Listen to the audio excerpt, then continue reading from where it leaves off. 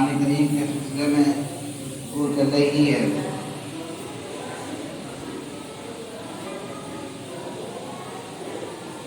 پچھلے ہفتے عرض کیا تھا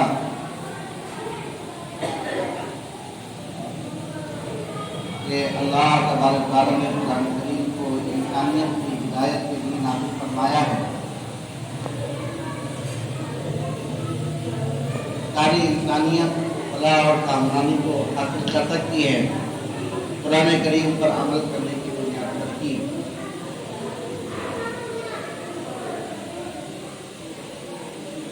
اور اس لیے ساری انسانیت کے اوپر، خاص طور سے مسلمانوں کے اوپر کچھ قرآن کریم کے حقوق متوجہ ہوتے ہیں۔ اس میں سب سے پہلا حق قرآن کریم کا یہ ہے کہ قرآن کریم کے اوپر ایمان لانا، کہ جو حکم بھی قرآن کریم میں نازل ہوا ہے ان سارے حکموں کو ماننا اور ان کے اوپر ایمان لانا۔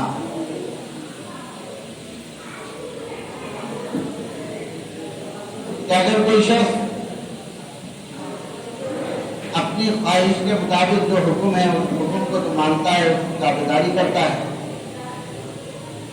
اور جو حکم اس کی مزاج کے خلاف ہے، اس کی خواہش کے خلاف ہے، یا جس حکم پر عمل کرنے کی بنیاد پر اسے کچھ قربانی دینی پڑ رہی ہے، اسے کچھ تکلیف پہنچ رہی ہے، تو وہ اس حکم کو نظر انداز کر دیتا ہے۔ ایسے شخص کو قرآن کریم نے فاسق کہا ہے۔ لہٰذا سب سے پہلا حکم تو یہ ہے کہ ہم قرآن کریم کے ایک ایک حکم کے اوپر، ایک ایک آیت کے اوپر ایمان لے کر آئیں۔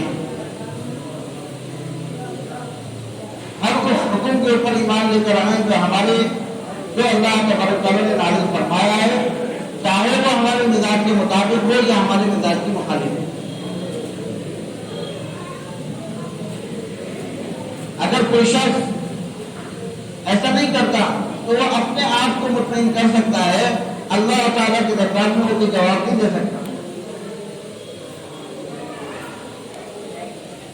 وہ دنیا میں اس کی تعریفیں کر سکتا ہے، اس کے بہانے بنا سکتا ہے، لیکن وہ اللہ کے سامنے اس کا جواب نہیں دے سکتا۔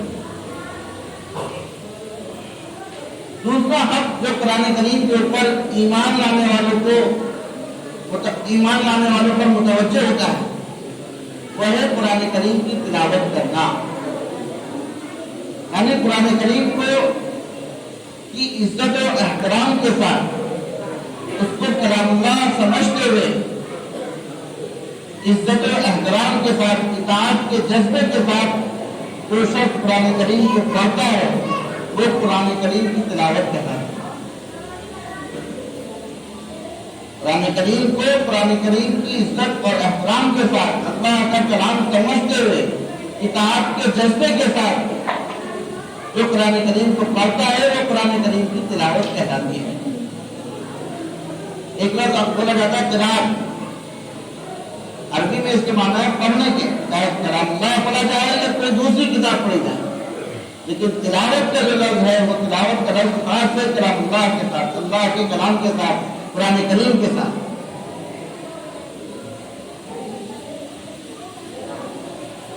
یہ بھی مسلمانوں کے اوپر ایک قرآن کریم کا حق ہے۔ اگر کسی شخص نے اپنے بچپن میں کسی مجبوری کی بنیاد پر قرآن کریم کو نہیں پڑھا ہے، وہ قرآن کریم کی تلاوت پر قادر نہیں ہے، تو آج اس کی ذمہ داری یہ ہے تو قرآن کریم کو پڑھنا سیکھے، قرآن کریم کو پڑھنا سیکھے، اس کی تلاوت کرنے پر قادر ہو، اور اتنا قرآن کریم یاد کرنا، اتنا قرآن کریم یاد کرنا کہ جس سے نماز صحیح ہو جائے، جس سے نماز صحیح ہو جائے، یہ ہر مسلمان کے اوپر فرض ہے، یہ ہر مسلمان کے اوپر فرض ہے۔ اور سیکھنے کا مطلب یہ نہیں ہے، تلاوت کرنے کا مطلب یہ نہیں ہے کہ ہم جیسا چاہیں ایسا پڑھ لیں، تجوید اور ترتیل کے ساتھ پڑھنا۔ تجوید کہتے ہیں قرآن کریم کے ہر لفظ کو اس کے مخرج سے، اس کی جگہ سے نکالنا اور اس کو سیکھنا۔ اور یہ چیز آئے گی کیسے؟ سیکھنے سے آئے گی، استاد کے بعد پڑھنے سے آئے گی۔ اور ترتیل کہتے ہیں کہ قرآن کریم کو اطمینان کے ساتھ ٹھہر کر پڑھنا۔ یہ قرآن کریم کے پڑھنے کا حق ہے۔ اور ہر زبان کے اصول ہوتے ہیں، ہر زبان کے قاعدے ہوتے ہیں۔ اگر ان اصول اور قاعدوں کی رعایت کے ساتھ پڑھا جاتا ہے تو وہ پڑھنا کہلاتا ہے، اس کا مفہوم صحیح ہوتا ہے، اس کے معنی صحیح ہوتے ہیں۔ اور اگر ان اصول اور قواعد کی رعایت کے بغیر پڑھا جائے تو وہ پڑھنا نہیں کہلاتا، معنی اور مفہوم کہیں سے کہیں پہنچ جاتا ہے۔ جیسے مثال سے انگریزی زبان ہے، ماشاءاللہ سب جانتے ہیں، اس میں 2 لفظ بولے جاتے ہیں۔ ایک لفظ بولا جاتا ہے شوز، جس کے معنی ہوتے ہیں جوتے کے، اسے معروف پڑھا جاتا ہے۔ اور ایک لفظ ہوتا ہے شو، دکھنے کے اعتبار سے دونوں ایک ہی ہیں، اسے مجہول پڑھا جاتا ہے اور اس کے معنی ہوتا ہے دکھانے کے، دکھاوے کے۔ ایسے ہی اگر ہم قرآن کریم، اگر ہم جسے معروف پڑھنا ہے اسے مجہول پڑھ دیں، شوز کو شو پڑھ دیں یا شو کو شو پڑھ دیں تو دکھاوے کی جگہ جوتے کے معنی ہو جائیں گے اور جوتے کی جگہ دکھاوے کے معنی ہو جائیں گے۔ ایسے ہی قرآن کریم میں سورہ فاتحہ کا پہلا لفظ ہے الحمد۔ اگر ہم اس کو الحمد معروف پڑھیں گے تو اس کے معنی ہوں گے تعریف کرنے کے، اور اگر ہم نے اس کو مجہول پڑھ دیا، الحمد پڑھ دیا، یہ حرف صحیح نہیں ہوا، اس کے معنی تعریف کرنے کے نہیں ہوئے، یہ اصول اور رعایت کے خلاف بات ہو گئی۔ اگرچہ عربی زبان میں معروف کو مجہول پڑھنے سے اور مجہول کو معروف پڑھنے سے معنی میں تبدیلی نہیں ہوتی، لیکن وہ چیز آداب کے خلاف ہو جاتی ہے۔ انگریزی زبان میں تو معروف کو مجہول پڑھنے سے اور مجہول کو معروف پڑھنے سے معنی تبدیل ہو رہے ہیں۔ ایسے ہی قرآن کریم میں بھی ہوتا ہے۔ تو اگر ہم اس قرآن کریم کو کہیں نہیں پڑھنا سیکھیں گے تو پھر ہم صحیح تلاوت نہیں کر پائیں گے، اور جب ہم صحیح تلاوت نہیں کر پائیں گے تو ہم نماز کا ایک فریضہ ادا نہیں کر پائیں گے، اور جب ہم نماز کا فریضہ ادا نہیں کر پائیں گے تو ہم نماز کو پڑھنے والے نہیں ہوں گے۔ چاہے ہم بچپن سے نماز بہت پابندی کے ساتھ پڑھ رہے ہوں، لیکن ہماری تلاوت صحیح نہیں تھی، ہم نے قرآن کریم کو پڑھنا نہیں سیکھا، بچپن میں کسی نے پڑھا دیا تھا، محلے میں ہم نے پڑھ لیا تھا، وہ اصول اور آداب کی رعایت کے ساتھ پڑھاتا نہیں پڑھا تھا، یا پڑھاتا اصول اور آداب کی رعایت کے ساتھ، لیکن پڑھتے پڑھتے اس میں تبدیلی آ گئی، اب ہمیں نہیں پتا کہ ہم صحیح پڑھ رہے ہیں یا غلط پڑھ رہے ہیں۔ ایک چیز کی طرف غفلت کی وجہ سے ہماری سال بھر کی نمازیں جو ہے خراب ہوتی چلی گئی۔ وہ نمازیں جو ہم پابندی کے ساتھ پڑھ رہے ہیں وعدہ ہی نہیں ہو رہی، کیونکہ ہماری تلاوت صحیح نہیں ہے، تلاوت صحیح نہیں ہے تو ہمارا فرض ادا نہیں ہو رہا، اور فرض ادا نہیں ہوتا تو نماز نہیں ہوتی۔ نماز کے کسی فرض کے چھٹنے سے نماز ادا ہوتی نہیں ہے، نماز واجب الاعادہ ہوتی ہے، اس کو لوٹانا ضروری ہوتا ہے۔ تو قرآن کریم کا سیکھنا خود قرآن کریم ہونے کے اعتبار سے ہمارے اوپر ضروری ہے، اور پھر بحیثیت مسلمان ہونے کے اور نماز پڑھنے کے اعتبار سے واجب اور فرض ہے۔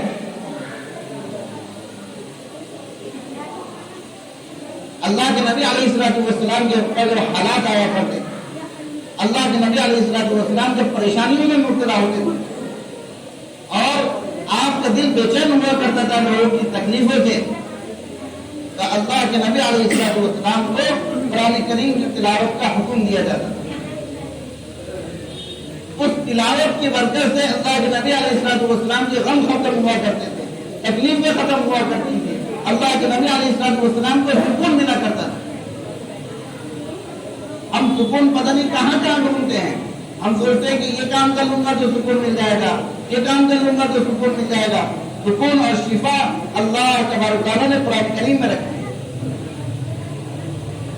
हम अपने रोजाना के मामलात में कुरान करीम को शामिल करेंगे तो हम अपनी जिंदगी में, अपने घर पर, अपनी फैमिली में उसकी बरकतों को महसूस करेंगे।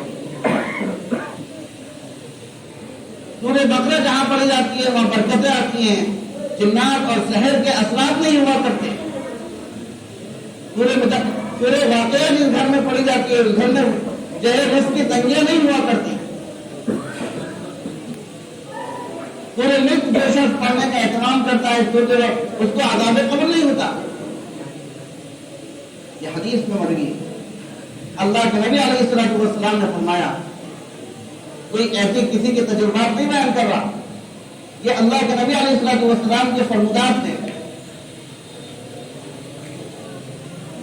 कि एक सहाबी का इंतकाल हुआ, अब्दुल्लाह इब्न मसऊद का इंतकाल का करीब था, निज़ात की हालत थी। उनकी 5 बेटियां थी, कोई लड़का नहीं था, कोई मर्द नहीं था। बज़ाहिर ये महसूस होता था कि कोई उनके घर पर कफालत करने वाला नहीं होगा इन बच्चों का, और कोई इनका सरपरस्त नहीं होगा। हज़रत उस्मान रज़ियल्लाहु अन्हु इयादत के लिए तशरीफ लाए, और जब हज़रत उस्मान रज़ियल्लाहु अन्हु ने घर की ये सूरत हाल देखी, हज़रत उस्मान रज़ियल्लाहु अन्हु सहाबा में अमीर तरीन लोगों में से थे, अल्लाह ने उन्हें खूब नवाजा हुआ था। उन्होंने हज़रत अब्दुल्लाह की तसल्ली के लिए कहा और अखलाकन उनसे कहा कि तुम्हारी 5 बच्चियां हैं और तुम्हारा आखिरी वक्त है और इनकी कोई कफालत करने वाला है नहीं, मैं इनकी कफालत की जिम्मेदारी लेता हूँ। हज़रत अब्दुल्लाह इब्न मसऊद ने कहा कि नहीं, तुम्हारी कफालत की जरूरत नहीं है, मैंने अपनी बच्चियों को सूरह वाक़िया याद करा रखी है, मैंने अपनी बच्चियों को सूरह वाक़िया याद करा रखी है, ये सूरह वाक़िया पढ़ती हैं। और मुझे मुकम्मल यकीन है अल्लाह के नबी अलैहिस्सलातु वस्सलाम के फरमान पर कि जो सूरह वाक़िया पढ़ता है उसके घर में तंगी नहीं होती, उसके रिस्क में जो है तंगी नहीं होती, उसका रिस्क वसाअत के साथ आता है। ये अल्लाह के नबी अलैहिस्सलातु वस्सलाम का फरमान है। तो मेरे मोहतरम बुजुर्ग दोस्तों, जब हम कुरान करीम को पढ़ेंगे, उसको अपने मामूलात में शामिल करेंगे तो उसकी बरकतें हम महसूस करेंगे, बरकतें हम महसूस करेंगे। और जब हम पढ़ेंगे ही नहीं, हम उसकी तरफ तवज्जो नहीं देंगे, उसको सीखने का एहतमाम नहीं करेंगे, तो हमारे अंदर जो है ना हम तिलावत कुरान करीम पर काबिल हो सकते हैं। और अगर हम पढ़ भी रहे हैं तो उसके सही न पढ़ने की वजह से उसके सवाब नहीं मिलते, उसके अजर नहीं मिलता, उसके ऊपर जो वादे हैं वो पूरे नहीं होते। ये जितने भी वादे हैं और जितने भी इनके ऊपर सवाब हैं वो सब सही पढ़ने पर है। वो सब क्या करे कि सही पढ़ा जाए, सही तिलावत की जाए, उसको ये फवाइद हासिल होते हैं। इसलिए मेरे बुजुर्ग दोस्तों, कुरान करीम की तरफ हम मुतवज्जो हो, अमल के एतबार से भी, पढ़ने के एतबार से भी, सीखने के एतबार से भी। अल्लाह तबारक व तआला हम सबको कुरान करीम को सीखने की, उसकी तरफ मुतवज्जो होने की, उस पर अमल करने की तौफीक नसीब फरमाए। आमीन।